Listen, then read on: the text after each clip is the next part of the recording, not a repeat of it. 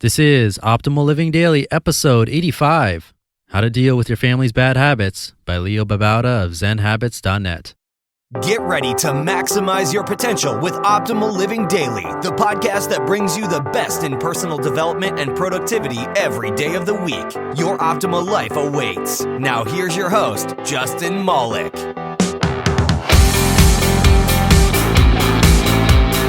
Hey, welcome to Optimal Living Daily. This is a blogcast, podcast, audio blog, and audiobook all rolled into one. A place where I curate the best blog content I can find to optimize your life. And today I'm bringing you a post from Zen Habits about dealing with your family's bad habits. This is actually a common question I see and felt I was overdue to address it. And if you have a specific topic or even an author that you'd like me to read on the show, just reach out to me. The best way to get in touch is to reply to an email I send you because I'll guarantee that I'll read it. So to get email from me in the first place, you can join my weekly newsletter by texting OPTIMAL to 44222 or visit oldpodcast.com. You get a fun weekly email from me, which will tell you more about what's going on in my life, some life advice, and plus you'll receive free gifts and be entered to win free books every month. So again, just text the word OPTIMAL to 44222 or visit oldpodcast.com and it'll bring a smile to my face. So that's that. Let's jump right in and start optimizing your life. How to Deal with Your Family's Bad Habits by Babauta of Zen Habits.net. Have you created healthy habits for you but haven't gotten your kids or spouse on board? You're not alone. Lots of people get frustrated when their loved ones don't want to create healthy habits. I've had a bunch of people write to me about this, including one person who wrote about his sons who are 10 and 12. Quote, "They have bad habits with unhealthy food, computer time, and fighting, and I have a very hard time trying to make a change for them. I do not live with their mother, who is a very good mother, but she has some bad habits with food. So I kind of feel out of control, but at the same time, I am the responsible father." Unquote. It can be very frustrating when your kids' habits seem out of your control, whether they live with you or not. Today, I'd like to share some ideas for dealing with this and other situations we might face as parents, spouses, siblings, and children of people whose health habits we can't control. The right mindset. The Stoic philosopher Epictetus writes about the idea of focusing on what we control and letting go of what we can't control. Quote, "There's only one way to happiness, and that is to cease worrying about things which are beyond the power of our will." Epictetus. That's probably not anything new to any of you, but it's a good reminder that when it comes to our loved ones, we have no control over what health habits they form, even if they're our kids. We tend to want everyone to do things the right way, which is our way. If we eat a healthy diet, we want our loved ones to do that too. But that's not under our control, and our happiness will be severely hampered if we let ourselves focus on things out of our control. Instead, focus on your own good habits and being compassionate with those you love. These are things that are somewhat under your control. Your example.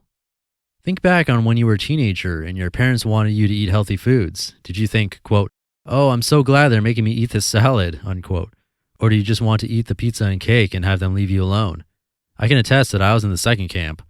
I've never wanted anyone telling me what to eat or when to exercise.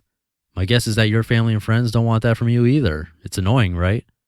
Instead, you can be a living example, an inspiration. That has worked in my life. When I see others striving to be healthy, doing amazing fitness feats, going on healthy adventures, this inspires me to try that too sometimes. Not always, but sometimes. That's what you can be for the important people in your life. Be that inspiration, but know that they might not follow you, at least not right away. At the least, you're expanding their idea of what's normal, giving them some things to think about. What you might find, but you might not, is that eventually they might want to try some changes. This is what I've seen with my family. Ava is sometimes inspired by me, but also by other friends and people she reads about online to make healthy changes. And she's done great. But our kids are less motivated, though sometimes they'll be interested in an exercise challenge or something. Overall, they're healthier than most kids because that's the environment I've created for them, but they're not always on board with my crazy habits. The environment you create. Not only can you be their inspiration, you can help create an environment that encourages good habits. But just realize this environment isn't entirely or even mostly under your control. Lots of their environment might also be encouraging unhealthy habits, and there's nothing you can do about that, so focus on what you can control. Some things you can control: Ask them if they want to join you in a challenge like a push-up challenge or a steps per day challenge if you have a fitness tracker like Fitbit. Challenge them to run a 5K with you in the near future.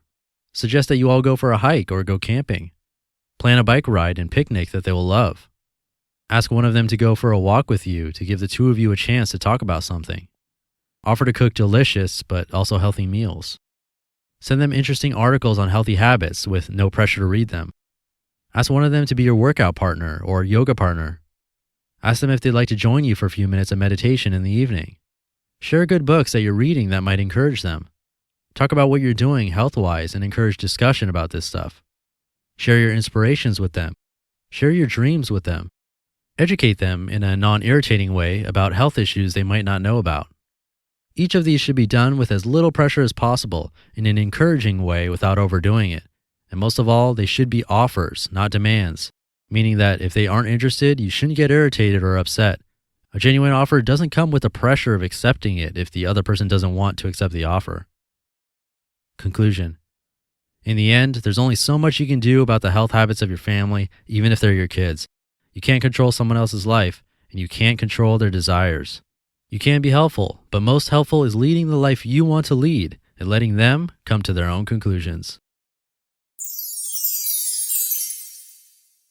You just listened to the post titled How to Deal with Your Family's Bad Habits by Babauta of Zen Habits.net.